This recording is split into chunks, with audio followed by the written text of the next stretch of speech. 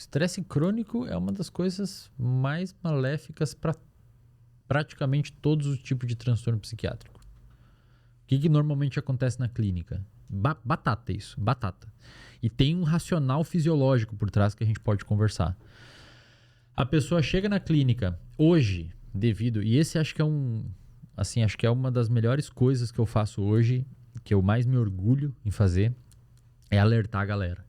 Porque hoje, tanto para minha clínica quanto para colegas da psicologia, eu recebo muito hate de alguns psicólogos, sabe? E eles não percebem que eu tô ajudando eles. Os caras procuram mais terapia, enfim. E aí muitos colegas da psicologia falam assim, pô, Wesley, vem muita gente pra clínica, cara, e eles não tem nada muito sério. Tipo, não é aquele paciente deprimido, melancólico, que não sai do quarto. É um cara, velho. Tipo assim, pô, um personal que tá meio ali, tá dando uma zoada na cabeça. A mulher beijou o mendigo. Pô, aí... Só dando a deixa aí, desculpa. Mas assim, aí o cara tá ali, meio que deu uma estressada, deu o cara tá se sentindo meio ansioso, assim, ultimamente, não sei o quê, e o cara procura ajuda, coisa que antes talvez não procuraria. Então o cara não tem, no momento, algo passível de um tratamento psiquiátrico e todo um acompanhamento gigantesco em volta, porque o cara tá totalmente disfuncional. Não, o cara tá trabalhando, ele consegue viver em sociedade, ele consegue ir na festinha comunitária, ele consegue ter a vida dele. Mas procura um psicólogo, né? Isso, na minha opinião, é uma das melhores coisas que eu tenho feito e uma das coisas que eu mais me orgulho, cara. Porque esse cara que começou a corrigir os hábitos dele agora, começou a ter uma atenção, esse cara no futuro, ele não vai buscar um postinho de saúde, ele não vai saturar muitas vezes o sistema público de saúde e vai deixar para um cara que não tô dizendo que ele é menos importante, mas vai deixar para um cara que, sei lá, tá com câncer, tá com um problemão. Por quê? Porque na clínica é batata. A pessoa chega estressada, chega ansiosa, não tá deprimida, e se não responde ao tratamento, porque isso é uma coisa importante da galera entender. Não adianta você só ir no psicólogo e você não aderir ao tratamento. É igual você ir num cardiologista e não tomar o medicamento e não fazer caminhada. Não vai adiantar nada, só ir lá. A gente não é anjo, não somos santos, somos mágicos. A pessoa chega lá e se ela não adere ao tratamento, o que acontece? Estresse continua. Um nível de cortisol alto da pessoa, que é o hormônio do estresse, cortisol. O que começa a acontecer com o humor da pessoa? A pessoa começa a ficar anedônica.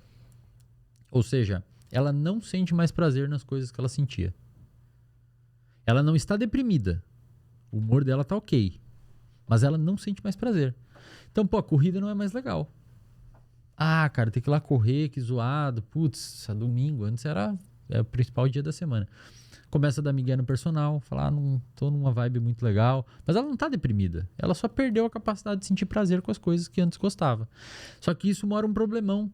Por quê? Porque ela vai tirar muitos fatores protetores da vida dela. Então parou de correr, parou de treinar, parou de sair, parou de ver os amigos, começa a se isolar mais. Aí ela começa a criar uma rotina depressogênica. E aí, bicho, o humor cai. Aí ela deprime. Então, se eu pudesse falar hoje, acho que a maior prestação de serviço que eu faço para a comunidade hoje, para a sociedade, é isso. É fazer aquela pessoa que tá entrando numa zona perigosa, que se seguisse caminhando para aquele caminho, ela ia abrir um quadro psiquiátrico, e eu aviso essa pessoa. Eu falo assim, você tá entrando numa zona perigosa. Eu não sou pai de ninguém. Se a pessoa quiser continuar fazendo, faça. Mas eu dou informação.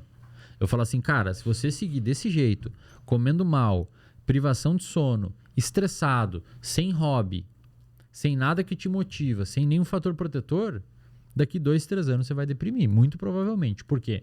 Porque o raciocínio fisiológico é o quê? O estresse e a ansiedade no seu corpo é a mesma coisa. É uma resposta, um aumento de cortisol, um aumento de noradrenalina e glicocorticoides. Conforme vai ficando crônico, o aumento de estresse ou de ansiedade começa a destruir neurônios produtores de dopamina. E aí você começa a ficar aquele ratinho que começa a afastar, ele não busca mais a recompensa. Então você não vai mais treinar. Você não vai mais treinar. Você não vai mais correr. Você para de se alimentar bem. Você, já que está diminuindo a sinalização dopaminérgica, olha que louco. Olha como é engraçado. Já que está diminuindo a sinalização dopaminérgica, você começa a buscar dopamina fácil. Então você começa a comer mais pizza, você começa a beber álcool, começa a fumar muitas vezes. Então, eu gosto de ver o comportamento humano e a saúde mental. Sabe aqueles mapas onde tem uma bola vermelha de infectado? Ali nos videogames tem aquela bolota, tipo, aqui é a zona perigosa. Eu gosto de enxergar essa zona perigosa, essa bola vermelha, como se a pessoa entrar aqui, ela desenvolver um transtorno. Tem uma zona laranja em volta que a pessoa está vivendo em zona de fator de risco. Poucos hábitos saudáveis e muitos hábitos de fatores de risco. Poucos fatores protetores, muitos fatores de risco. E tem em volta que essas pessoas que estão saudáveis. Fatores protetores em dia, poucos fatores de risco. O cara dorme bem, come bem, tem um bom relacionamento interpessoal com as pessoas, etc. Pouco estresse. A maior parte das pessoas que eu vejo hoje, cara, tá na zona vermelha, tá na zona laranja. Ela não tá nem saudável, mas não tá com problema psiquiátrico. Mas, cara, tá um pezinho. Aí o que acontece? Estoura uma pandemia.